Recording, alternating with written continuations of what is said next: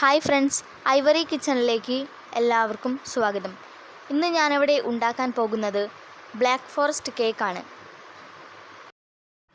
ഇനി നമുക്ക് വീഡിയോയിലേക്ക് കിടക്കാം.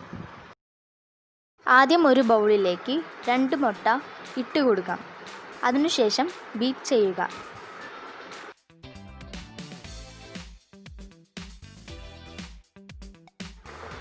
അതിനുശേഷം 1 കപ്പ് പൊടിച്ച പഞ്ചസാര അതിലേക്ക് ഇട്ട് കൊടുക്കുക.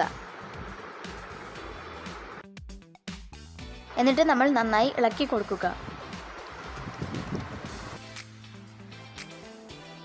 എന്നിട്ട് അതിലേക്ക് 1 ടീസ്പൂൺ വാനില എസൻസ് അതിലേക്ക് ഒഴിച്ചു കൊടുക്കാം.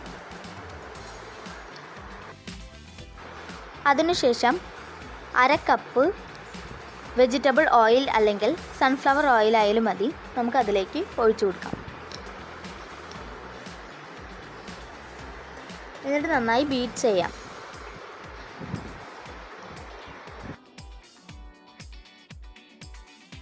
മറ്റൊരു ബൗളിൽ അരിപ്പ വെച്ച് 1 കപ്പ് മൈദ അതിലേക്ക് ഇട്ട് കൊടുക്കാം. നമുക്ക് 1 ടീസ്പൂൺ ബേക്കിംഗ് പൗഡറും 1/2 ടീസ്പൂൺ ബേക്കിംഗ് സോഡയും ഇട്ട് കൊടുക്കാം.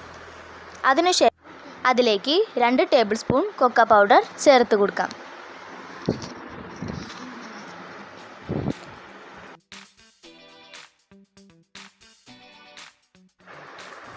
ഇനി നമുക്ക് അരിച്ചെടുക്കാം. ഞാനിപ്പോൾ ഇവിടെ അരിച്ചെടുക്കുന്നത് എല്ലാം കൂടി ഒരുമിച്ച് മിക്സായി കിട്ടാൻ വേണ്ടിയിട്ടാണ്.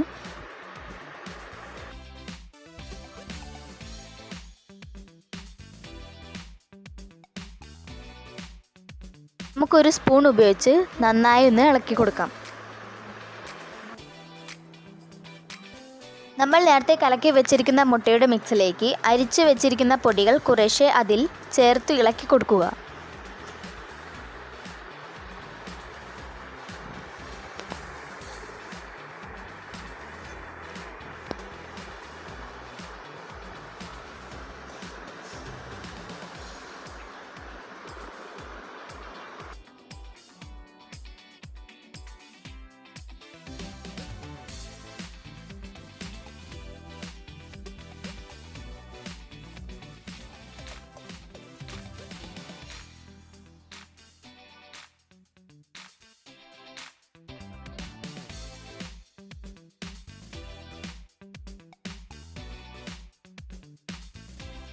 ഇനി നമുക്ക് ഒരു പാത്രമെടുത്ത് എണ്ണ തടവി കൊടുക്കാം. ഈ കേക്ക് ഒട്ടിപ്പിടിക്കാതിരിക്കാൻ വേണ്ടിയിട്ടാണ് നമ്മൾ തടവി കൊടുക്കുന്നത്.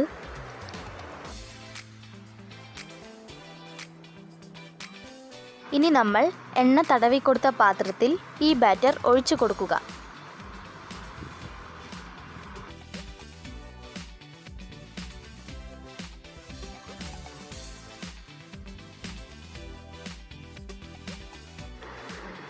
ഇഡലി പാത്രത്തിൽ കുറച്ച് കല്ലുപ്പ് ഇട്ട് കൊടുക്കാം. അതിന് മുകളിൽ ഒരു പാത്രം കമഴ്ത്തി വയ്ക്കാം.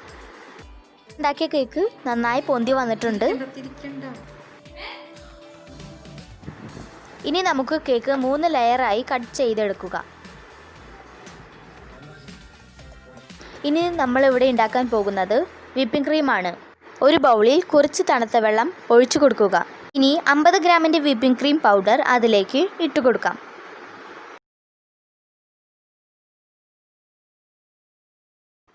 എന്നിട്ട് നമ്മൾ നന്നായി ബീറ്റ് ചെയ്യുക.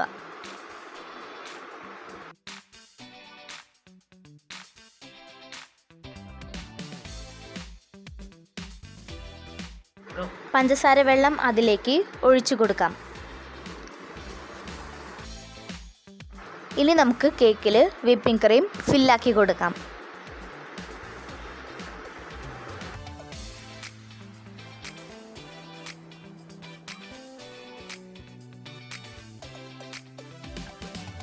ഇനി നമുക്ക് അടുത്ത ലെയറിൽ ഷുഗർ സിറപ്പ് ഒഴിച്ചു കൊടുക്കാം.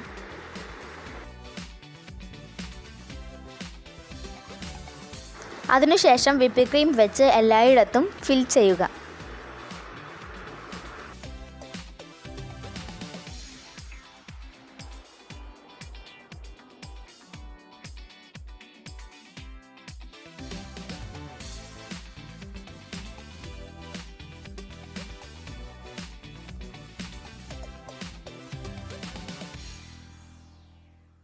ഇനി നിങ്ങളുടെ കയ്യിൽ ഡാർക്ക് ചോക്ലേറ്റ് ഉണ്ടെങ്കിൽ അത് ഗ്രേറ്റ് ചെയ്ത് കൊടുക്കാവുന്നതാണ്. എന്നിട്ട് നിങ്ങൾക്കിഷ്ടമുള്ളതുപോലെ ഡെക്കറേറ്റ് ചെയ്ത് കൊടുക്കാവുന്നതാണ്.